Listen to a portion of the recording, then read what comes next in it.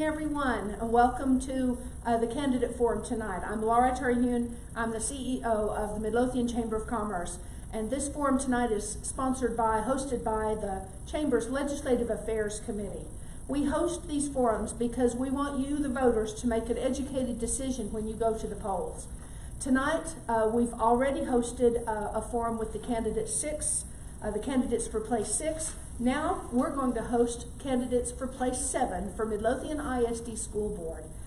So we would like to thank them for being here tonight, and I would like to turn things over to our moderator for the evening, Ross Weaver. He is chairman of the Chamber's Legislative Affairs Committee. Ross, take it away. Thank you, Laura.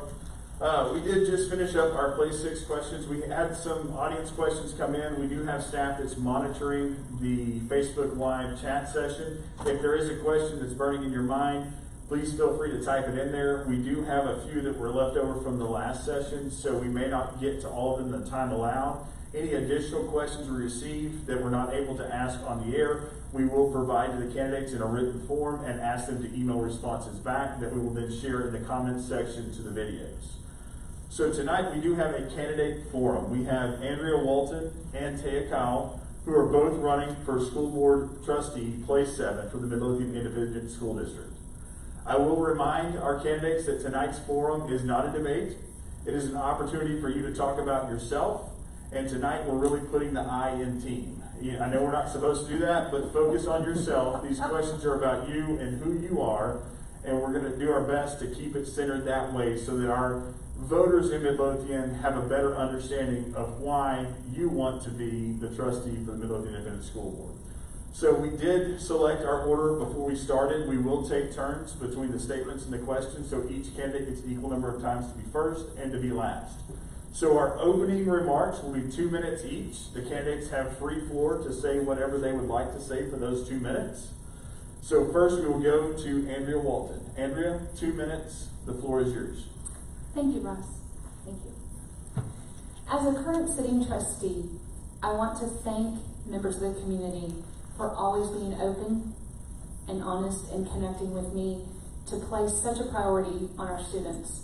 I'm grateful for our teachers. I'm grateful for our students and our families and our parents who are engaged. We have so many blessings within this town, but within Midlothian ISD.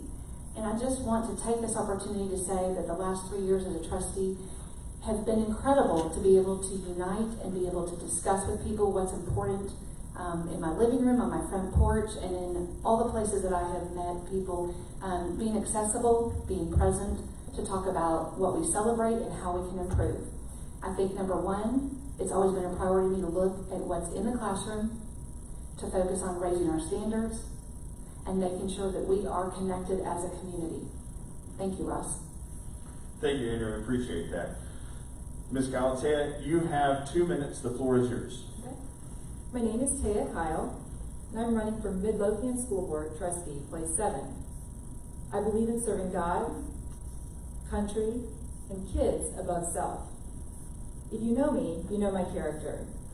My faith and principles have gotten me through every challenge life brings. You know when I say I will put God, country, and kids above self. I mean it. I live it. I'm not going to pretend to know every detail of the inner workings of schools. And I do not believe that is what it takes to be a good school board member. Not one member can change the board or the school district for the children. We have to be able to influence other members and lead with a servant's heart.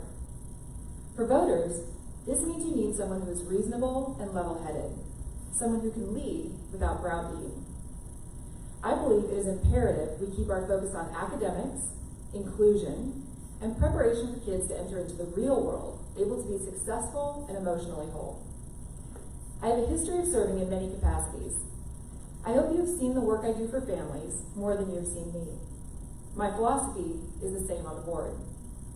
With my eyes on God, country, and kids, I can tell you, you can count on me to be humble, honest, and take on every issue with prayerful consideration. I believe this will lead me to make very different decisions than those I believe my opponent will make. I believe every decision needs to be made putting our most valuable, our children, first. While I do not believe that the schools can be the parents, I do believe we can assist the parents. We can do this by continuing to place importance on social and emotional well-being and trauma-informed care to help parents build a solid foundation. With that foundation, our next step is to ensure our students have the chance to explore and pursue their passions based on what their next unique steps will be. If I am blessed to get your vote, I assure you God, country, and kids will always be served to the best of my ability and always above self. Thank you, Taya. Our first question will go to Taya first. Our first 3 questions were advanced questions that were emailed to the candidates ahead of time to give them the opportunity to prepare statements in response to. We will follow that up with 3 extemporaneous questions that were pre-prepared by the legislative committee. And then as time allows, we will address questions from the audience until we hit a hard wall for our closing remarks. So the first question to you, Taya, is, other than growth, what do you perceive as the top challenge facing our school district, and what do you intend to do to address it? Okay. The top issue today in Midlothian is the focus on diversity and inclusion, particularly because we are growing at lightning speed. As it stands today, families are moving here every day because our schools are phenomenal. Our leadership strives to continue being better than the year before. We need to celebrate that while we look for ways to tell our students, all of our students, we see you. We are glad you're here. As former principal of Walnut Grove, Brian Blackwell has always said, for all students, you belong here. My family and I moved here, like many families, not because of our history, but because of the schools. The principals were accessible, the teachers and counselors were open to our questions. In my work with military families of all races and religions, I've gotten to know and love many families who move often. As Midlothian grows, it will continue to be more and more important that we see the heart of our students and their parents. You may know I have been adamant we expect the same high standards for our adults as we do our students. In particular, I believe our school board members need to be held to the same high standards as our students and our administration. I appreciate that MISD has had a diversity council in place for a couple of years. It tells me our community is focused on welcoming all children to our schools, and it tells me the adults leading understand the importance of letting every child know we all belong here. We had plans to hire a director of diversity, equity, and inclusion for over a year. We formalized and hired Ms. Shalisa Fain this year. That is a good move. It is the right move. When my husband was killed by a member of this community, part of me wanted to run. I stayed because the teachers, principals, and members of the community were loving and embraced us in our pain. I know the difference it takes to have a community welcome you with open arms, perhaps even more so in hurting. We need to ensure we keep that approach for all families. When my opponent refused to call for the resignation of the school board member who did blackface, she demonstrated that not all children needed to feel welcome here. She did not represent what I believe Midlothian values. You can expect me to hold the same high standards for our adult teachers as we do for students and for our administration. If, like me, you believe all students need to be raised to think you. Our next question will go first to Ms. Walton. Andrea, identify a leader or mentor that you respect and describe how that person's qualities or characteristics would benefit a member of the MISD school board. There's so many outstanding mentors that have poured into me and guided me, prayed, and encouraged me along the way, and also members of our community. It's so easy to be grateful for teachers who are the heroes among us, who have shared celebrations and concerns and been honest with how they pour into the classroom. It'd be easy to mention Ethan Hallmark, who united a community as he showed his courage and his wisdom and his faith fighting cancer. I would love to share my admiration for Christy Shelton, who's the director of the Leap Academy, who supports Red Jaguars and Blue Panthers because she sees students that need a second chance who are continuing to write their story. 3 years ago, I highlighted Laura Miller, an amazing teacher who, in her story, lived through segregation. She broke glass ceilings and continued to pour into others. But tonight, I want to share the story of a former graduate who is a mother of 4. She's a mother of a Panther and a Jaguar. She loves all sides of this district. She believes in inclusion. Her faith is her rock.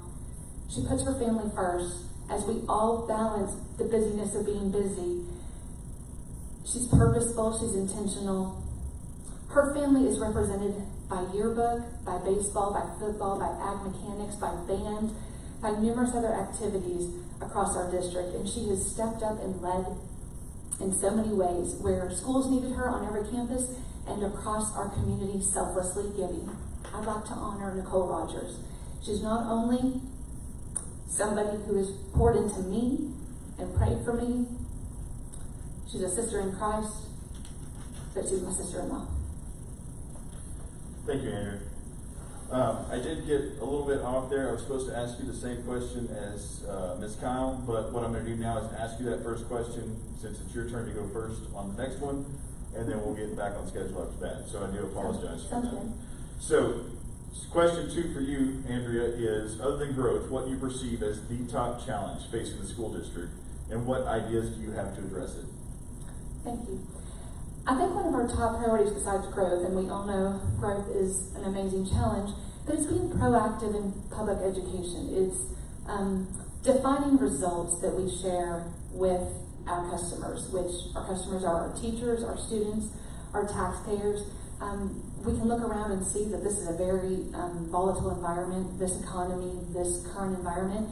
To be able to deliver a result is so important. To raise student achievement for all students. So to be simple, it's being proactive in raising student achievement for everybody. I believe that as a business owner, the skills that I have already keep me focused on the end result. So that's where the questions in school board meetings come from. To be able to understand what our vision is, what our goals are, where we're going, what we're doing, how we're spending money. That's what I do every day in my business, and that is what our parents and our families expect. I honor our taxpayers, but most importantly, I keep my focus in the classroom. Our MISD schools have done a survey for the last 2 years, and parents and community members across our district have shared repetitively that their focus is rigor, cultural proficiency, customer service, and communication. So as a trustee, that's been important to me, as I have asked several times over the last 2 years for a crisis communication plan, to know that every parent can be at work and know that the safety of their children is important and that they would be contacted if something were to go wrong, to know what's happening daily with feedback.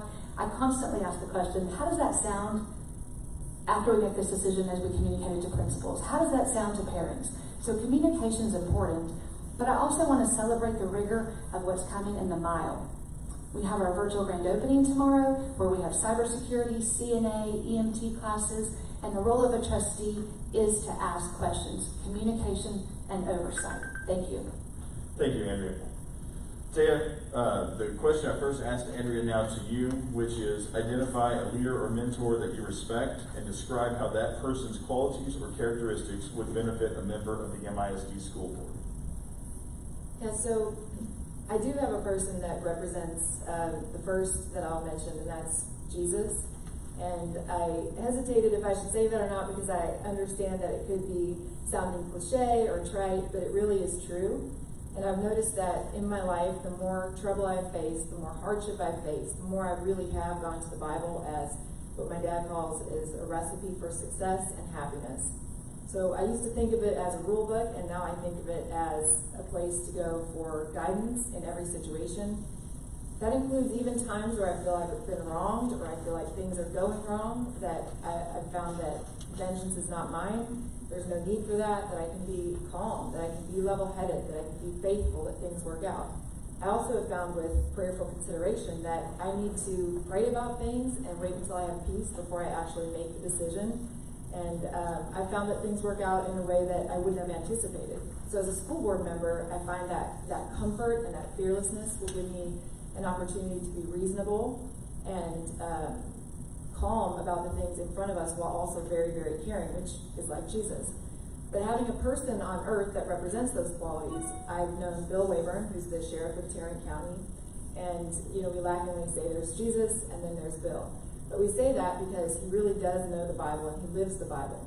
And his style of leadership is servant leadership. For me, that's what I want.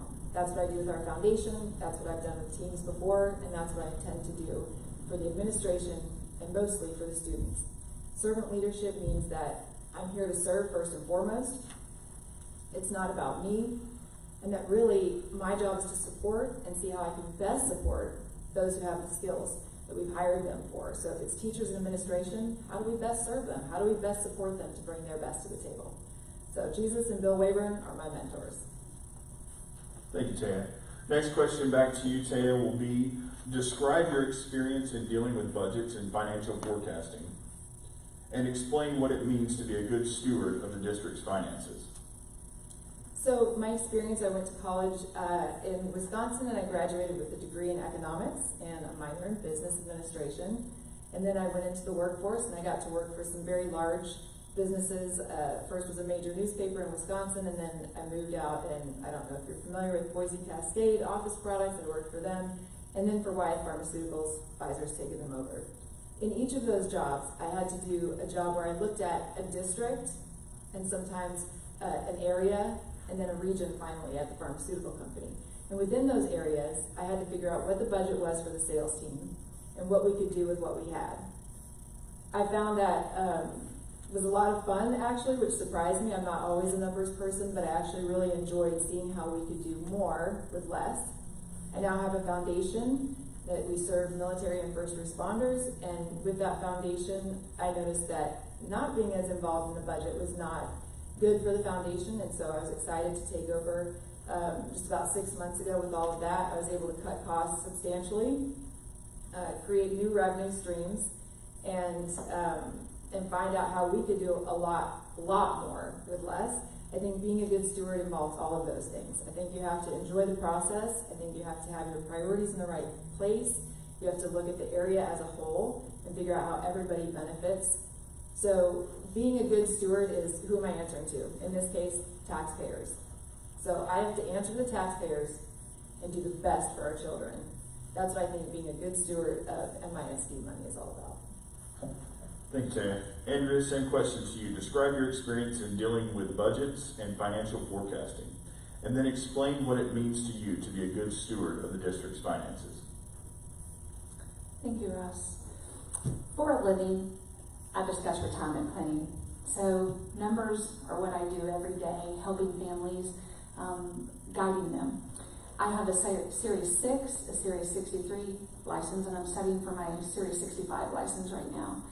I also have past experience previously working with church budgets and military budgets. And when you're talking about the cost of a boat, a helicopter, when you're talking about safety and rescue supplies, it's comparable to what you're talking about, or even grander than our MISD budget, which is $92 million.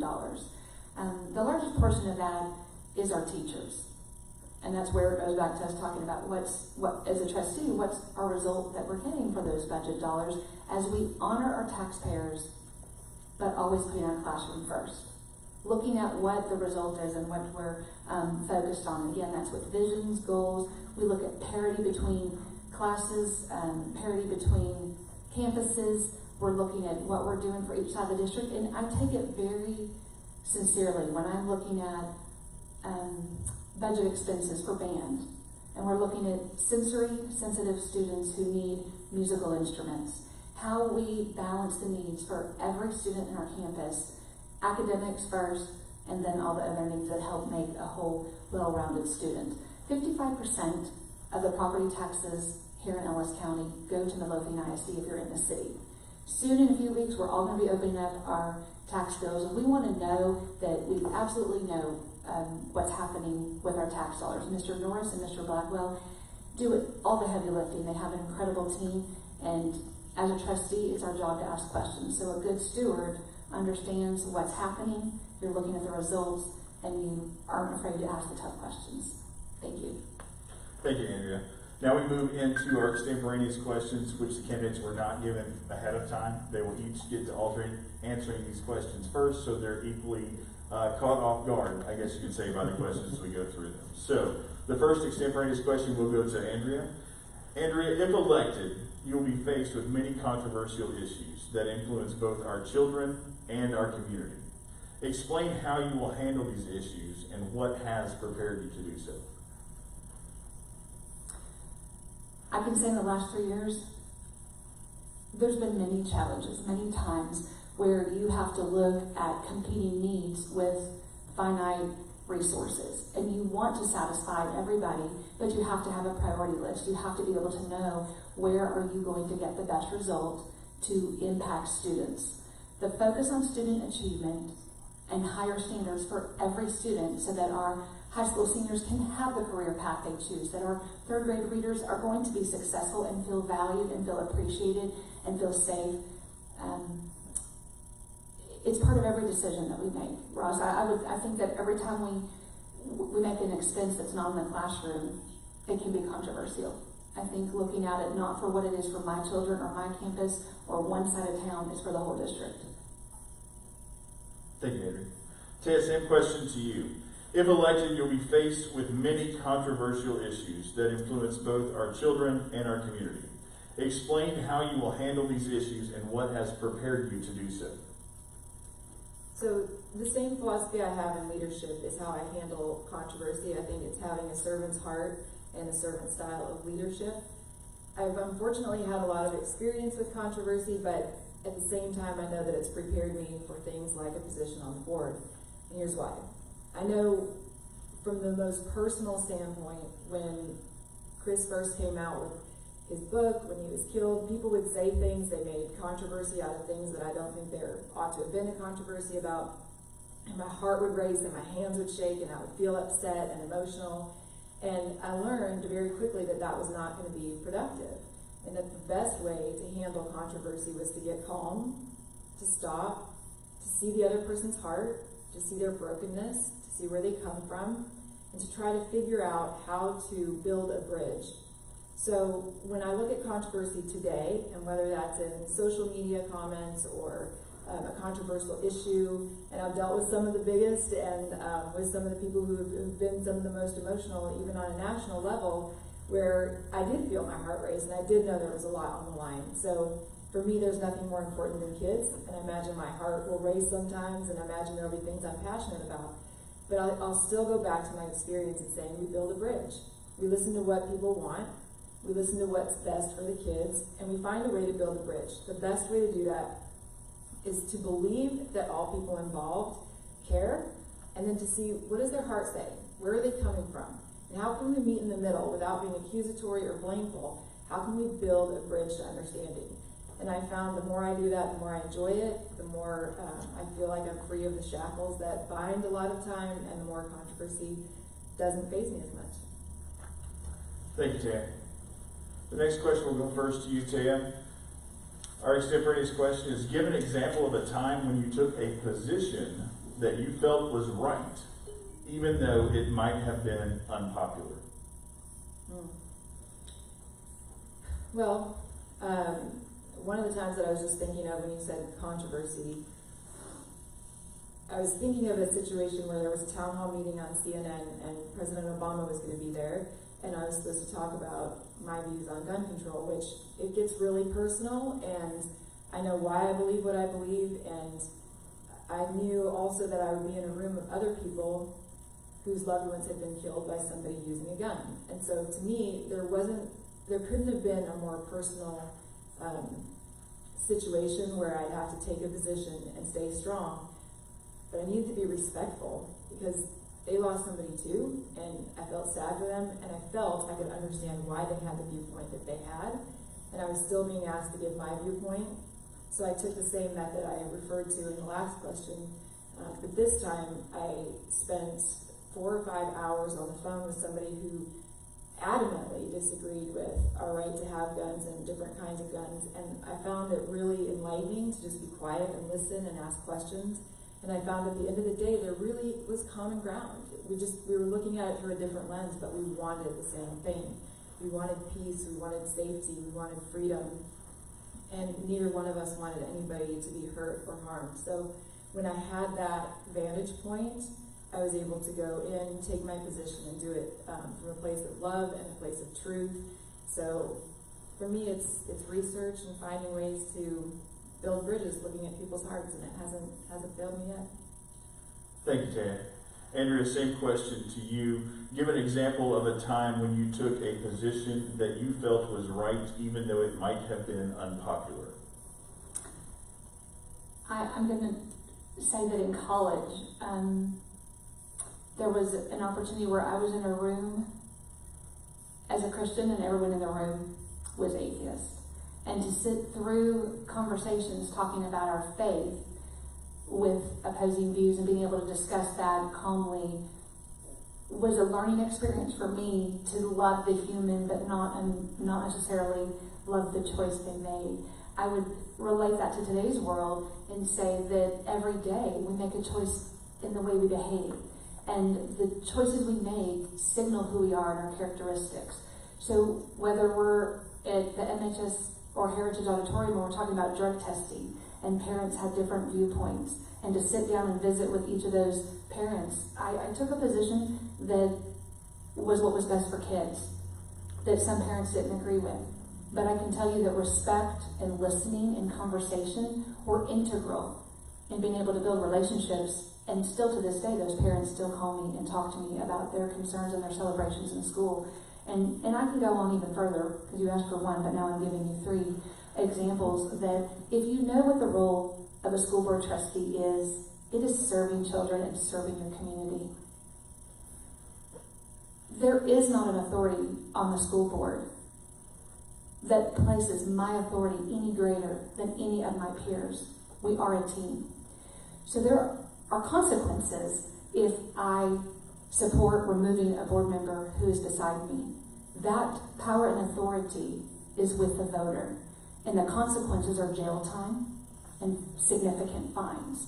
So to know the role of the trustee, even though my heart might feel differently and I disagree with people beside me at all different avenues and conversations, to know the role of the trustee is number 1, serving children and serving your community is very important. Thank you, Andrea. The next question will go first to you, Andrea. In preparation for this role, how many school board meetings have you physically attended since the resumption of in-person meetings? And what changes or sacrifices in your personal life do you anticipate to ensure that you are able to attend official meetings and other events required of the school board trustee? Well, that's a great question, because it's a commitment when you commit to children. I have never missed a school board meeting. I have not missed a workshop. I've served in this role for not just 3 years, but 3.5 years due to COVID, and that was unexpected. And balancing schedules and the love that I have for my children, the love I have for my family, I couldn't do that without my husband, who's sitting right here, who helps me with every decision, and my children are independent, and part of that is them also balancing their responsibilities. Prior to being on the school board, I probably attended about 36 meetings because I was active as a PTO president. I was active in supporting previous school bonds and came to see how tax dollars were used. So at the time there wasn't virtual, so that did make it a little different.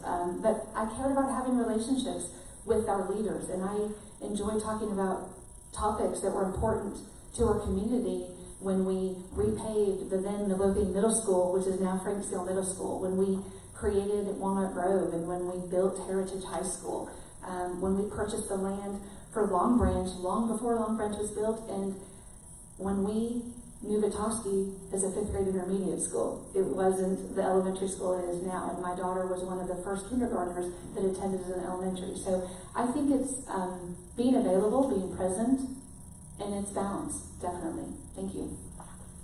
Thank you, Andrea.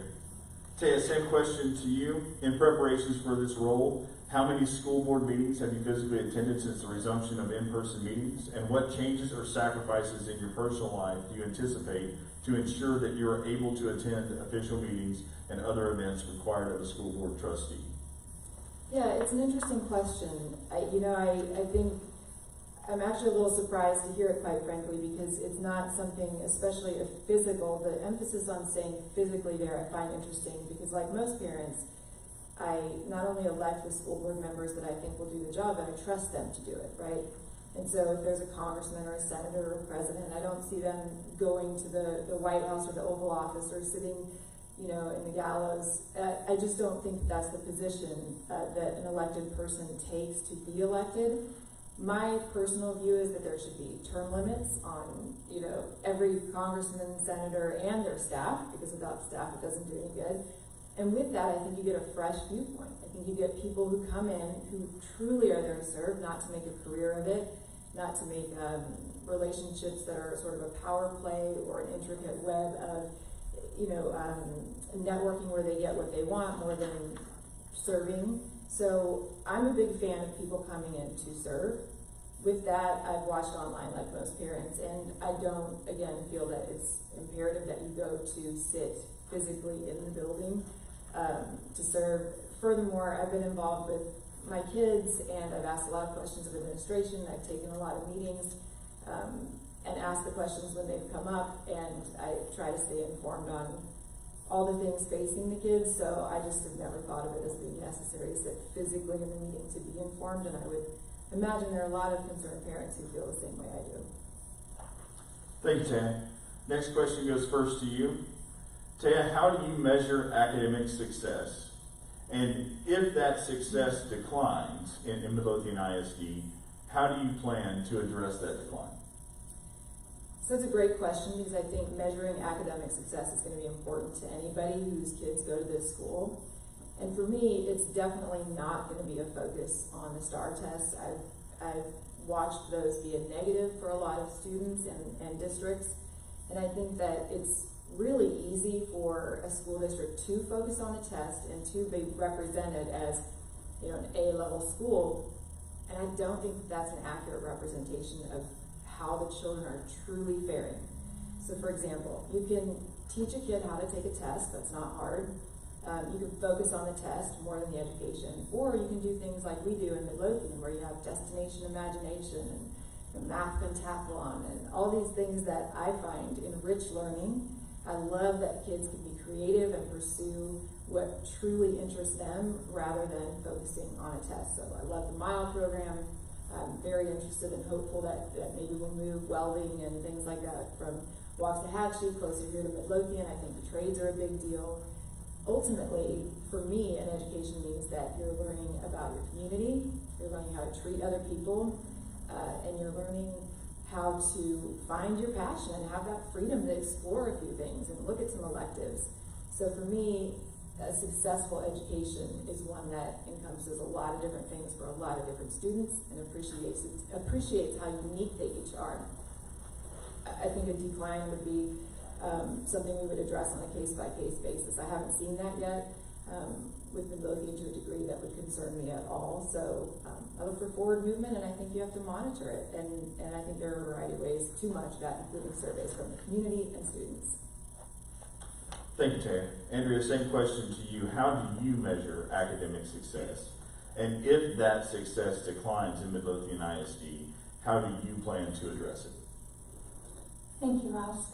I think when you look at academics, you have to look at the variety of needs that each of our children have. You have to celebrate what the LEAP Academy provides to students. We have 4 core teachers who are teaching these kids who have a second chance, who have an untraditional learning path. And the way you measure LEAP students through an online program that they take in person is going to be different and individualized than what we would do measuring their peers in a traditional everyday high school. So I think the easiest measurement of success is how many of our 3rd grade readers are reading on level. And I trust our teachers to know that, to be able to use benchmark tests, to use the STAR test as a component, and to use all the other ways that they measure our students in reading. I think that's a great way to celebrate parents sitting down and reading with kids, because face it, we're all busy being busy, and I think that we have fewer readers. And my mom was a teacher for 34 years, and she said, you know, readers are leaders, and you learn to read in 3rd grade,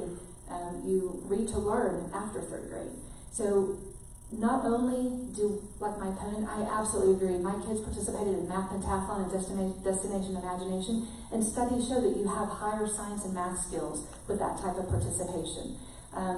My nephew took welding here in Midlothian and earned a scholarship for college through ag mechanics. So there are tremendous opportunities that create unique pathways, and we have a wonderful counseling staff that helps our students go through that process. But we're also reevaluating our curriculum, because there are improvements that need to happen. And I served in the last 3 years on our committee to improve our academic scores.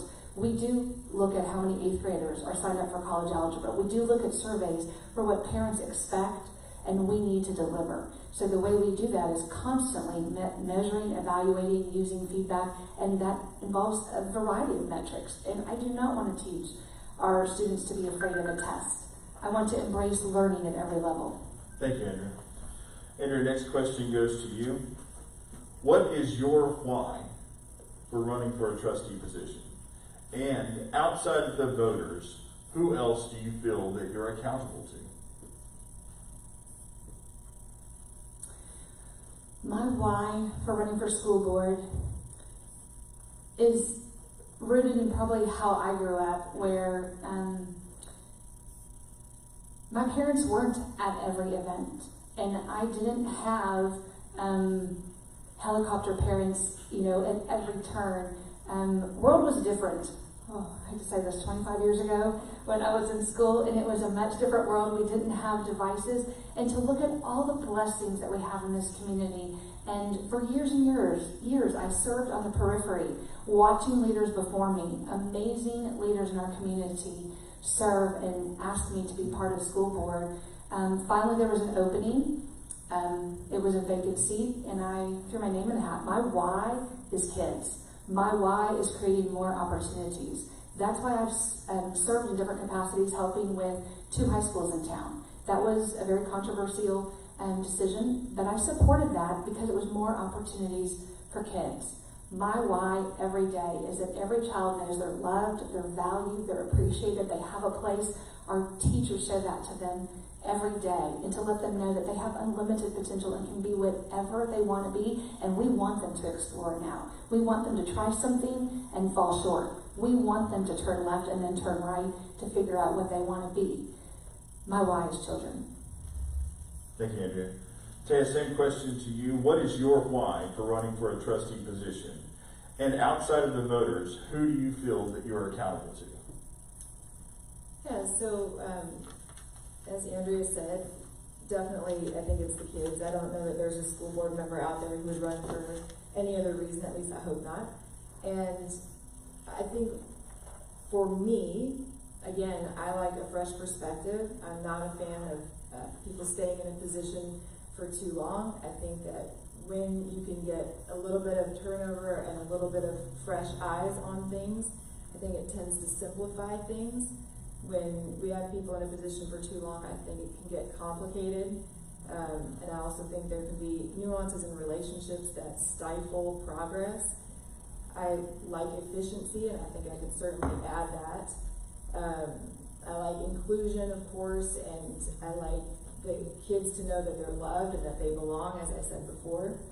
So, when you're accountable, I come from a family of teachers and school board members, and I think that sometimes it can get foggy. Who are you accountable to? In the end, you're accountable to the larger culture of kids. You have to make sure that it's all working together well. It's not, it's got to be for every one individual kid, as well as the culture of kids and the culture of campuses and the administrators. Again, servant's heart. I'm accountable also to the administrators as far as how am I supporting you to do your job the best you can. If you're hired by us, what can we do to keep you successful? I'm all about synergy, I'm all about teamwork, and I'm all about supporting people, including kids, administrators, teachers, staff, to be their very best. I enjoy watching people excel. Thank you, Taya. The next question will go first to you, Taya. What church, family, or civic organizations are you a member of locally, and how do those organizations help support youth programs in our community? Yeah, so I've been to a few churches in Midlothian, and I have enjoyed most of them. Bruce and I went to a few churches as well. And I found that after he died, the big churches were not going to be the place that I could comfortably sit in the back and cry.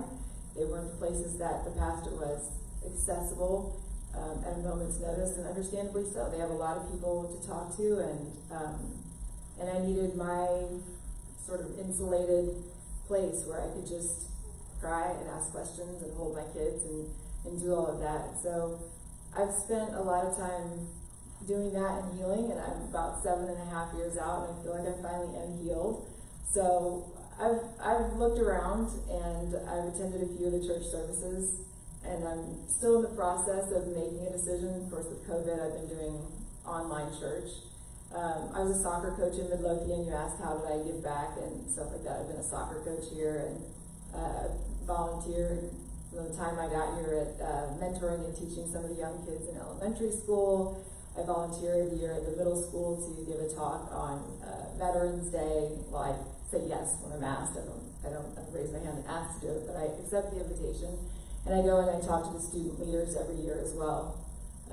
In addition to just being a mom and trying to be a person that can affect kids on a very individual level, so that when kids come to my house, I tell them, my house is your house. I don't want you to go hungry or thirsty while you're here. And I find that with a warm home life and being there for my kids, I get to know a lot of these other kids, and I have time to give back and pour into them, which is super satisfying too. So I think there have been a lot of ways that I've given back. Thank you, Taya. Andrea, same question to you. What church, family, or other civic organizations are you a member of locally, and how do those organizations and opportunities allow you to support youth programs and give back to the children of Midlothian? Thank you, Ross. I would have to say that in living here for 25 years, my family volunteers together. So I wish I could say we go to church every Sunday together, but I think with schedules different directions, we go to different services at First Baptist Midlothian. That's where I serve on the tech team there, and if you see the wobbly camera, that's probably me. And I also am a member of Rotary, and every event that we have where we can connect our students into Rotary functions for career and flags. If you see a flag up in the neighborhood on 4th of July, on Veterans Day, Memorial Day, you know that students have helped, Boy Scouts have helped. I've adopted a highway, I've been a soccer coach, my children have been soccer referees. I think engaging children in our everyday activities, I've supported and done a graduation luncheon for LEAP each year, so those students know that they're supported. And then also, I've served on the Midlothian Education Foundation as a board member. I've served on the Red Oak Education Foundation at a different time as a board member. It's really important that we're connecting our community through the chamber, through our schools, which is the backbone of our community. Thank you, Andrea. All right, the last question that we'll ask extemporaneously tonight before we get to closing statements, due to time constraints, will be next. I will remind the audience that if you have asked a question in the live stream that we are not asking live, we will email those to the candidates and allow them both the chance to respond. We have received some questions to specific candidates on specific matters. I encourage you to reach out to those candidates and ask those questions directly, as we're asking questions that pertain to both of our candidates tonight, as that is the Chamber's goal in moderating this forum. So the last extemporaneous question will go first to you, Andrea.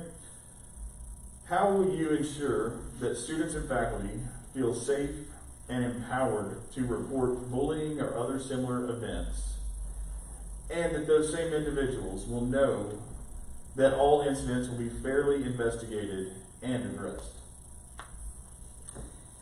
Well, I think it starts with knowing that you're a family. I think our cultural tenets in the Midlothian ISD are important and are embodied in every campus and in every place I've ever been. I see teachers that care about our students in deep fashion, and I know that parents care when something goes wrong, so I think it starts with communicating, again, with your student to understand the full perspective on a bullying incident, talking to the teacher, the principal, working within that structure to understand what happened, making sure that everybody's okay. I think when you talk about the social and emotional welfare of each student, involve a counselor. We have many links, a crisis link, and posters in the school that say if you see something, say something. I think that's important for our parents to know what that's about. I know our coaches support that. I know that there's unity in families of different organizations. I think it's important to get students involved in an extracurricular activity so they feel connected and have someone to talk to. Our students are our first line of security. We have amazing SROs. I know each one of them, and each of those SROs have a role beyond just being a police officer. They play chess. They are out there on the basketball court. They're at each event, building relationships so our students are safe and have a voice. to allow our students to feel safe to share that. But it starts with our number one goal in our district to make sure that we understand we want those reports. We want to be able to circle up in restorative discipline, and we want to be able to know that students have a perspective and it's valued, that we document it, that we trend it, that it's a pattern so that we can identify what we're doing well and where we need to improve. Thank you, Andrea. Taya, same question to you. How will you ensure that students and faculty feel safe and empowered to report bullying or other similar activities? And know that all such incidents will be fairly investigated and addressed. Yeah, I think that's, it's a great question. It's one of the things that I think Midlothian actually has been doing really well. We have, 9,800 students approximately, and there were 20 incidents in the last year in the district. 6 of those were verified. And to me, that's 0.06%, which is really a great rate when you consider that we're dealing with kids from their own brokenness and their own homes, their own role modeling. Their frontal lobe isn't fully developed, which handles judgment.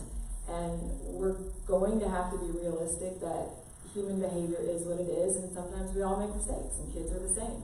And sometimes they're going to take out their frustrations and anger on another student. It's important that we get a hold of it. It's important that we get a hold of it quickly. It's important that we show them a different way to handle their frustrations and to do something different than might be role modeled at home. And we have that in place. The standard procedure is a 14-page document anytime somebody gets in trouble for bullying or is accused of it, right? The investigation begins. And so I feel like that's an area that Midlothian can feel really proud of.